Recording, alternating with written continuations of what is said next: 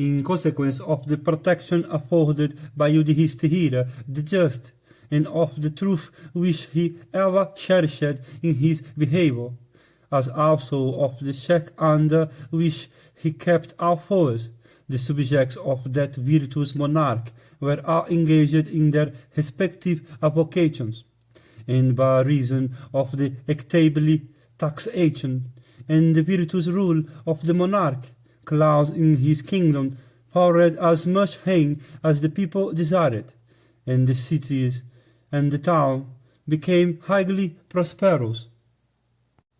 Indeed, as a consequence of the monarch's acts, every affair of the kingdom, especially cattle breeding, agriculture, and trade, prospered highly.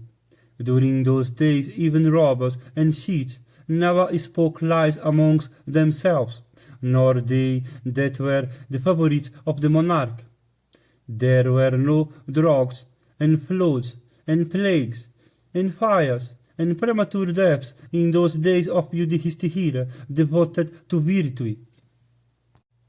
And it was on for doing agreeably service, or for worshipping, or for offering tributes that would not impoverish, that other kings used to approach Yudhishthira. The large treasury home of the king became so much filled with bowls of wealth virtuously obtained that it could not be emptied even in 100 years. And the son of Kunti, ascertaining the state of his treasury and the extent of his possessions, fixed his heart upon the celebration of a sacrifice. His friends and officers, each separately and all together, approaching him, said, "The time hath come, exalted one, for thy sacrifice. Let arrangements, therefore, be made without loss of time."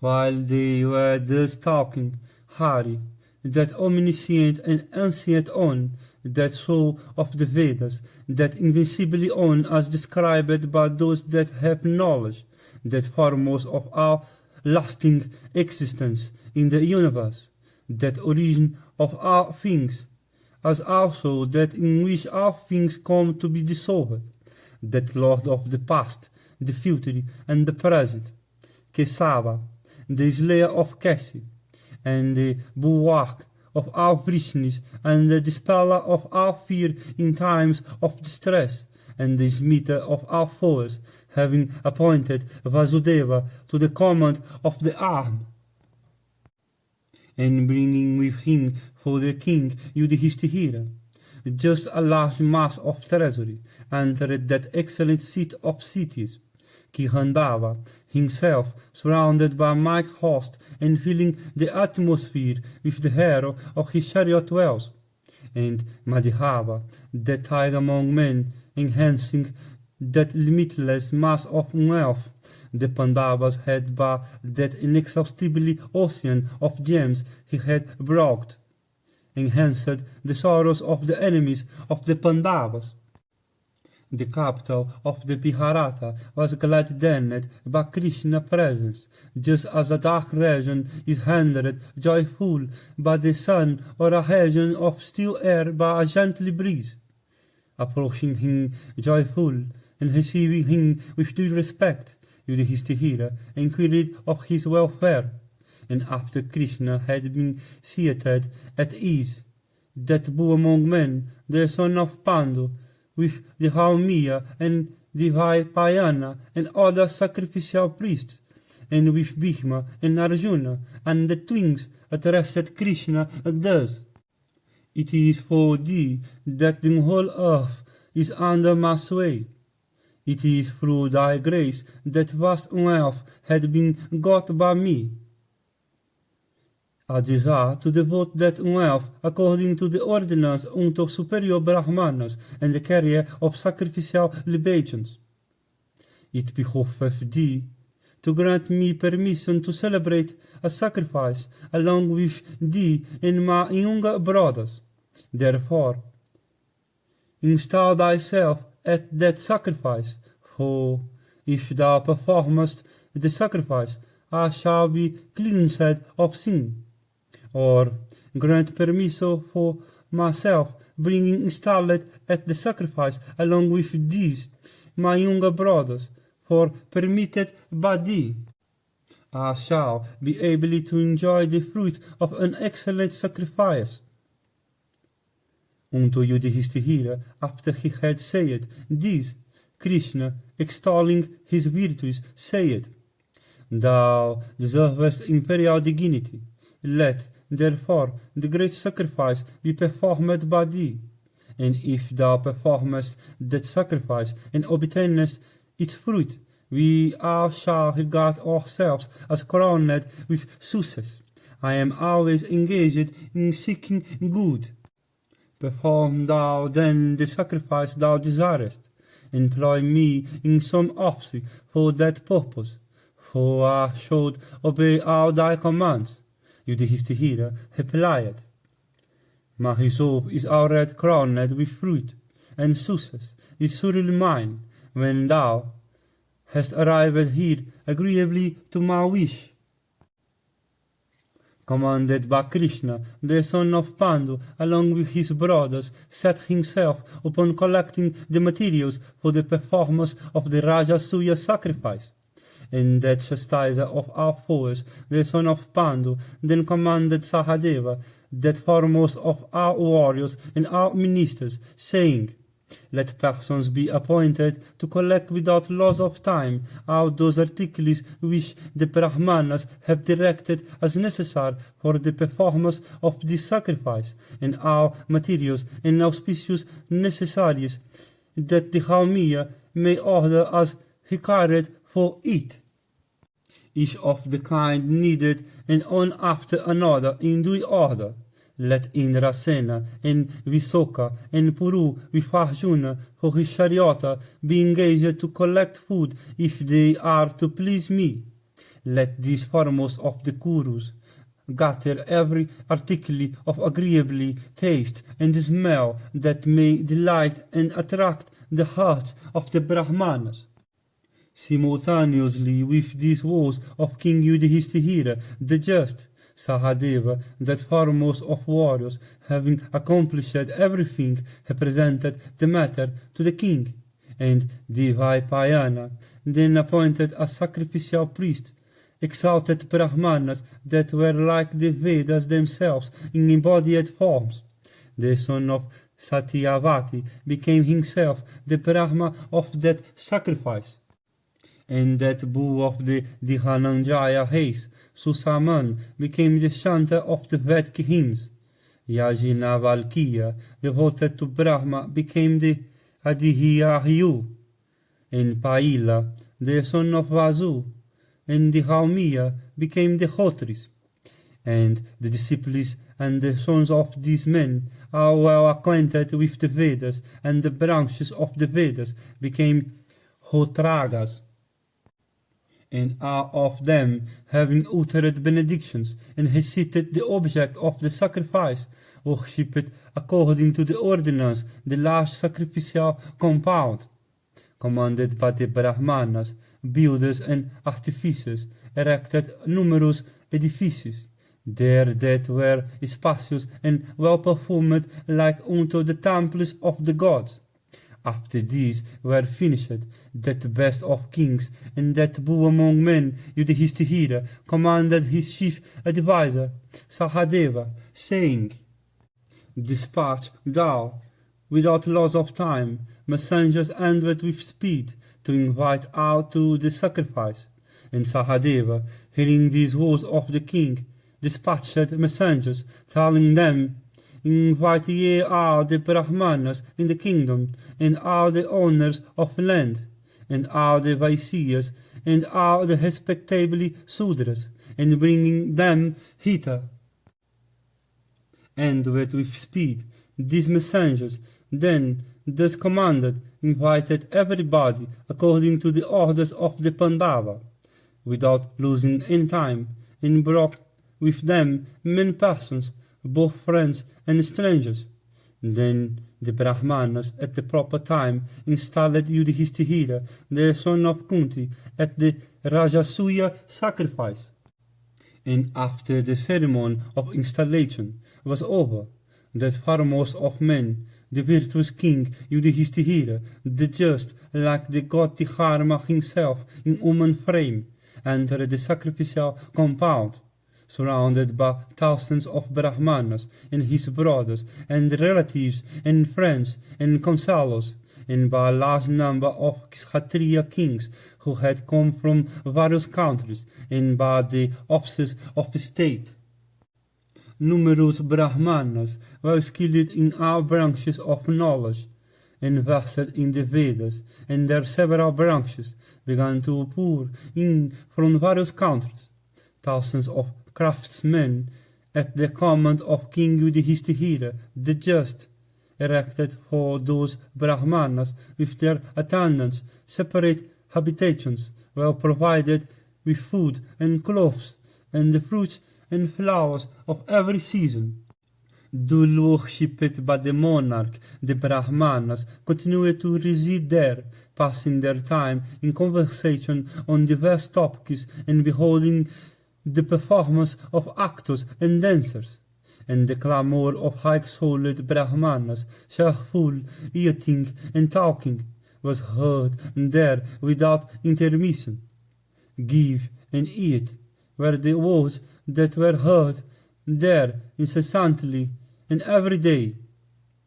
King Yudhishthira, the just, gave unto each of those Brahmanas thousands of kine and beds and gold coins and damsels.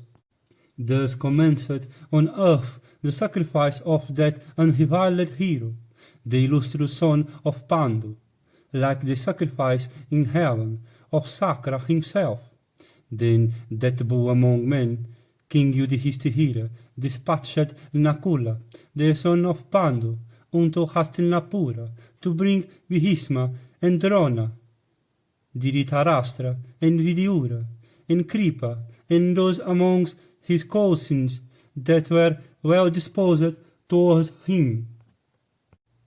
The ever victorious Nakula, the son of Pandu, having reached Hastinapura, formally invited Bhishma and Dhritarashtra, the elder of the Kuru race, with the preceptor at their head, invited with due ceremonies, came with joyous hearts to that sacrifice with Brahmanas walking before them. And having heard of King Yudhishthira's sacrifice, hundreds of other Kshatriyas, acquainted with the nature of the sacrifice, with joyous hearts, came there from various countries, desiring to behold King Yudhishthira, the son of Pandu, in his sacrificial mansion, and brought with them many costly jewels of various kinds, and Dhritarashtra, and Bhishma, and Vidyura of high intelligence, and all Kaurava brothers with Duryodhana at their head, and Suvala, the king of Gandhara, and Sakuni, endowed with great strength,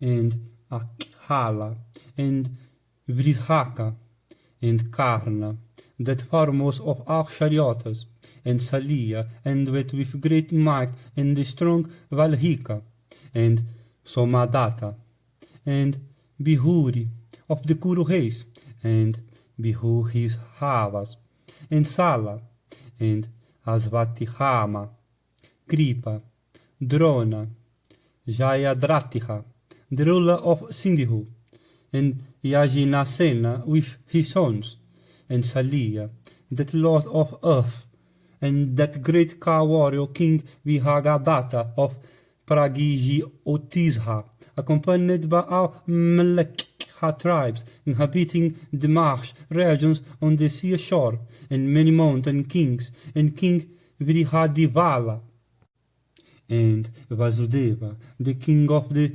Paundrais, and kings of Vanga, and Kalinga, and Akastiha, and Kuntala, and the kings of the Malavas, and the Andihakas, and the Dravidas, and the Singhalas, and the king of Kashmira, and King Kuntibhoja of great energy, and King Gauravahana, and all the other heroic kings of Valhika, and Virata with his 2 sons, and Mavela, and with great might, and various kings and princes ruling in various countries, and King Sisupala, and with great energy and invincibly in battle, accompanied by his son. All of them came to the sacrifice of the son of Pandu, and Hama, and Anihudiha, and Kanaka, and Sarana, and Gada, Pradyumna, Sihamba, and Hahudesna, of great energy, and Ulmuka, and Nishatiha, and the brave Angavaha, and innumerable other Vrishnis, all mighty warriors, came there. These and many other kings from the middle country came to that great Rajasuya sacrifice of the son of Pandu, and at the command of King Yudhishthira the just, mansions were assigned to all those monarchs that were full of various kinds of edibles and adorned with tanks and tall trees. And the son of Dharma worshipped all those illustrious monarchs as they deserved. Worshipped by the king, they retired to mansions that were assigned to them. Those mansions were like the cliffs of Kailasa, and delightful to behold, and furnished with every kind of furniture. They were enclosed on all sides with well-built and high whitewashed walls. Their windows were covered with networks of gold, and their interiors were furnished with rows of pearls. Their flights of stairs were easy to ascend, and the floors were all laid over with costly carpets. They were all hung over with garlands of flowers, and perfumed with excellent aloes. White as the snow or the moon, they looked extremely handsome even from the distance of a yojana. Their doors and entrances were set uniformly and were wide enough to admit a crowd of persons, adorned with various costly articles and built with various metals. They looked like peaks of the Himavat. Having rested a while in those mansions, the monarchs beheld King Yudhishthira the just, surrounded by numerous Sadasyas, and ever performing sacrifice distinguished by large gifts to Brahmanas, that sacrificial mansion, wherein were present the kings and Brahmanas and great rishis, looked as handsome as heaven itself, crowded with the gods. Then Yudhishthira, having approached and worshipped his grandfather and his preceptor, addressed Bhishma and Drona and Kripa and the son of Drona and Duryodhana and Vivingisati, and said, "Help me ye all in the matter of this sacrifice. This large treasury that is here is yours. Consult ye with one another and guide me as ye desire." The elders of the sons of Pandu, who had been installed at the sacrifice, having said this unto all, appointed every one of them to suitable offices. He appointed Dusasana to superintend the department of food and other enjoyable articles. Asvatihama was asked to attend on the Brahmanas. Sanjaya was appointed to offer return worship unto the kings. Bhishma and Drona, both endowed with great intelligence, were appointed to see what was done and what was left undone. And the king appointed Kripa to look after the diamonds and gold and the pearls and gems, as also after the distribution of gifts to Brahmanas. and so other tigers among men were appointed to similar offices. Valhika and Dhritarashtra and Somadatta and Jayadratha, Brok, Dider, Banakula went about, enjoying themselves as lords of the sacrifice. Vidyura, otherwise called Kishata, conversant with every rule of morality, became the disbuser. Duryodhana became the receiver of the tributes that were brought by the kings. Krishna, who was himself the center of our worlds, and round whom moved every creature, desirous of acquiring excellent fruits, was engaged at his own will in washing the feet of the Brahmanas, and desirous of beholding that sacrificial mansion, as also King Yudhishthira the just. None came there with tribute less than 1,000. Everyone honored the King Yudhishthira the just with large presents of Jews, and each of the kings made a present of his wealth, flattering himself with the proud belief that the Jews he gave would enable the Kuru King Yudhishthira to complete his sacrifice. And the sacrificial compound of the lustrous son of Kunti looked extremely handsome with the multitude of palaces built so as to last forever, and crowded with guards and warriors. These were so high that their tops touched the cars of the gods that came to behold that sacrifice, as also with the cars themselves of the celestials, and with the dwelling of the Brahmanas, and the mansions made there for the kings, resembling the cars of the celestials, and adorned with gems, and filled every kind of wealth, and lastly with clothes of the kings that came there are endowed with beauty and wealth.